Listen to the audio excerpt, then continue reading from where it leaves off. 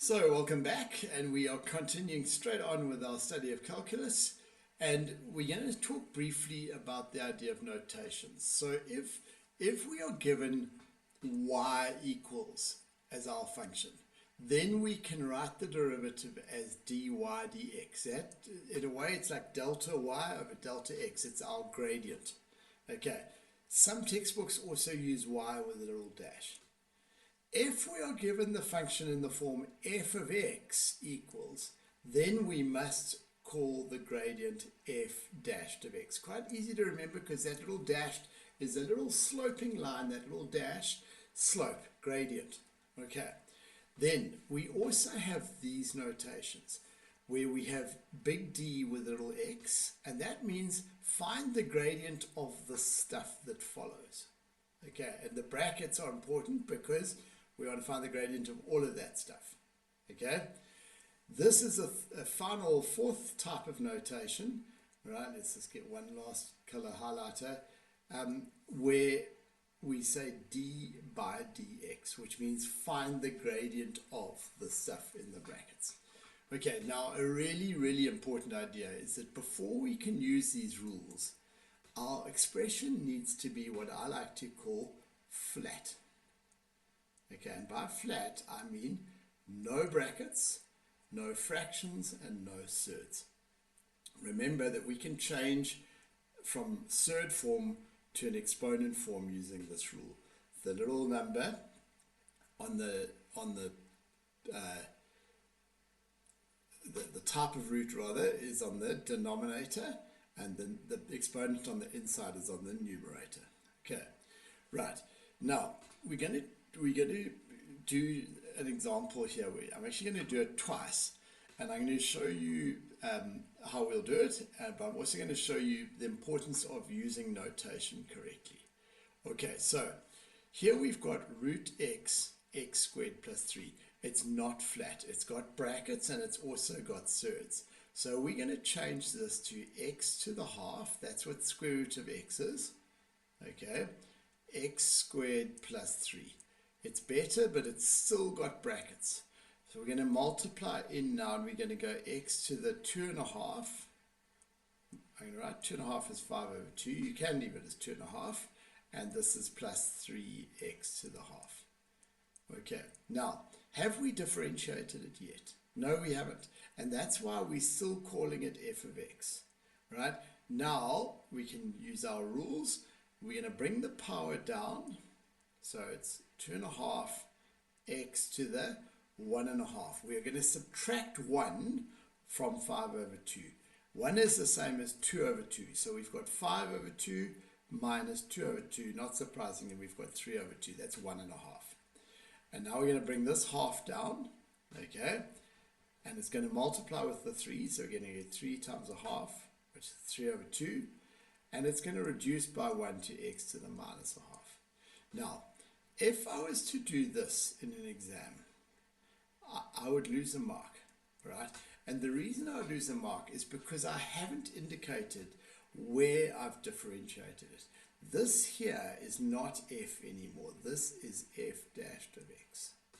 Okay, I'm going to do exactly the same question again, and I'm going to show you how else people do this wrong, okay? Often what people do is, we're going to be differentiating. So they write f dashed of x equals, and I'm going to go straight to this line here. So I'm not going to write this out, but the same idea. X to the 5 over 2 plus 3x to the half. This is not true. This is not the derivative. This is not the gradient. This is still the function. So don't call it a derivative or a gradient until we've done the process of finding a gradient, and that process is called differentiation. So now we're going to differentiate this thing. All right, f dashed of x, and exactly the same as last time, 5 over 2, reduce that power by 1, it becomes x to the 3 over 2, 3 times a half, x to the negative a half, and there's our answer.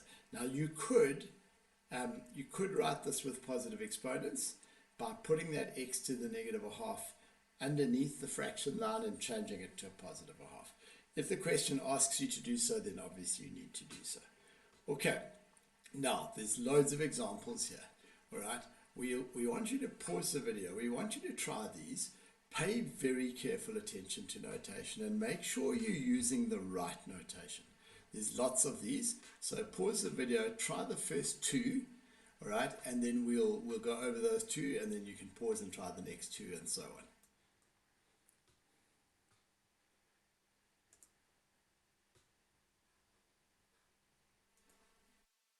Okay, so here we go. This has got brackets, so the first thing we're going to do is we're going to multiply the brackets out. We're going to get 3x squared. We're going to get negative 3x. We're going to get positive 2x. And we're going to get negative 2.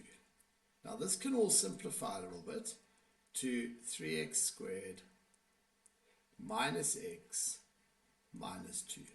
Notice it's still y. Now we are going to find the gradient of this thing. We're going to find the derivative, the gradient, same thing.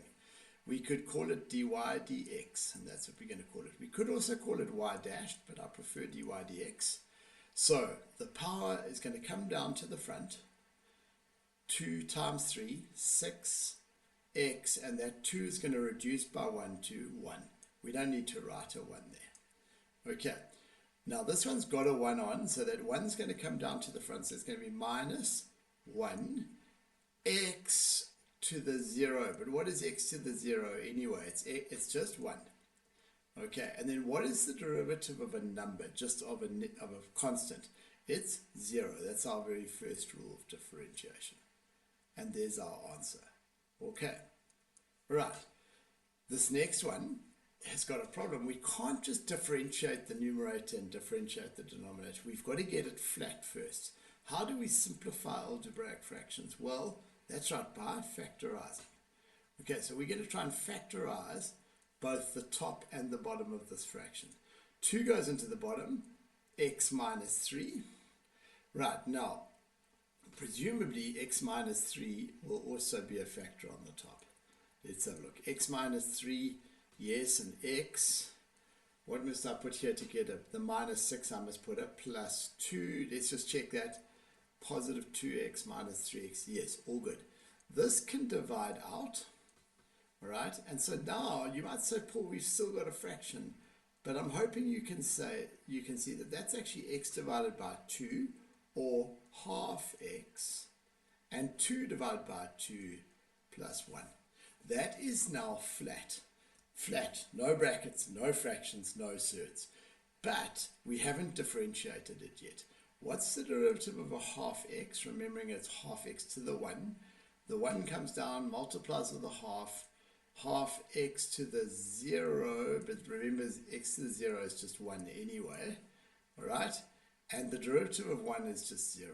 Now, if we were to do that in an exam, unfortunately, we would lose a mark, because this is not g of x. This is g dashed of x.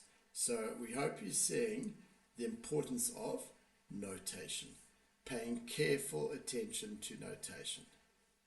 All right, so now let's take a look at this next one. Okay, if you haven't tried it yet, pause the video and try it. Okay, C and F and G all involve the idea that we can pull fractions apart. If we've got multiple terms on the top and only one term on the bottom, then we can pull them apart. I'm just going to explain to you why that's the case. You know that if you had, say, a over x plus 2 over x, that the answer would be a plus 2 over x. Okay, we've done that millions of times, going from the left to the right. But we can also go the other way. So in other words, when we've got a fraction with multiple things, lots of things on the top, and only one thing on the bottom, we can pull that fraction back apart. And that's the little hint that you're going to need to try number C, all right? And then we're going to look at number D as well. So try those two, and then we'll go over them shortly.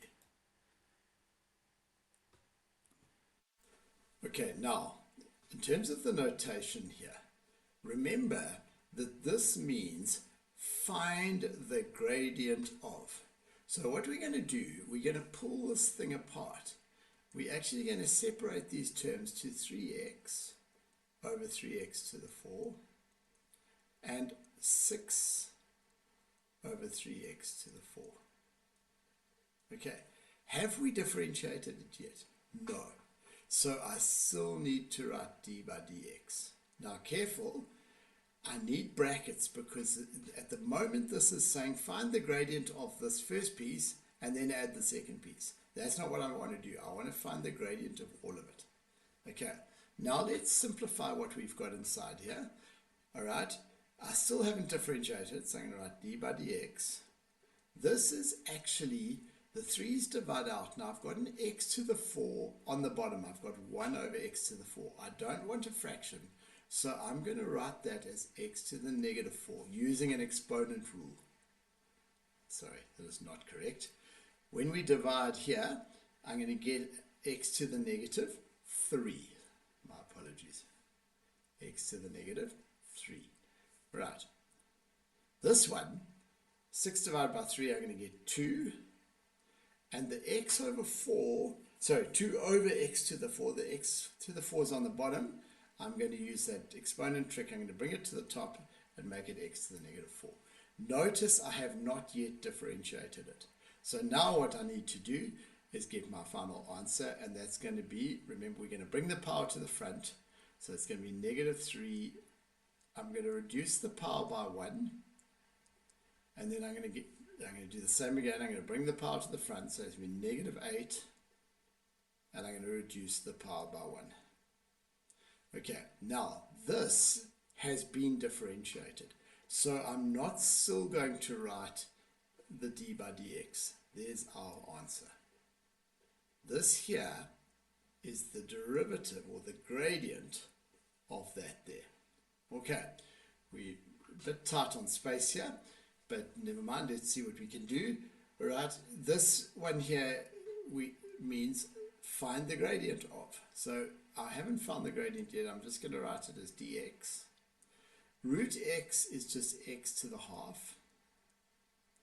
The next one is just the square root of 2, which is just a number, times by x. And then at the bottom I've just got the square root of 2. Now, this is an interesting one. All right. So the derivative, the gradient of x to the half, bring that power down, reduce it by 1, so to minus a half.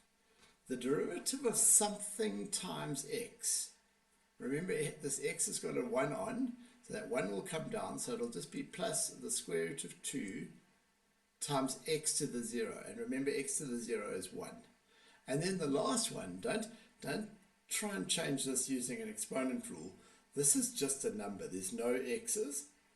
And remember that the derivative of a number is just 0. Okay. All right. So let's take a look now at the next few. And in fact, we'll do 2 more in this lesson, and then we'll ask you to try the rest for homework. Okay. So have a go at E and F.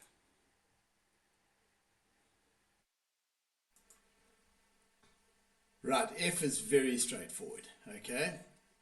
F, just make sure we call it by the right thing, f dashed of x, negative 4x plus 7.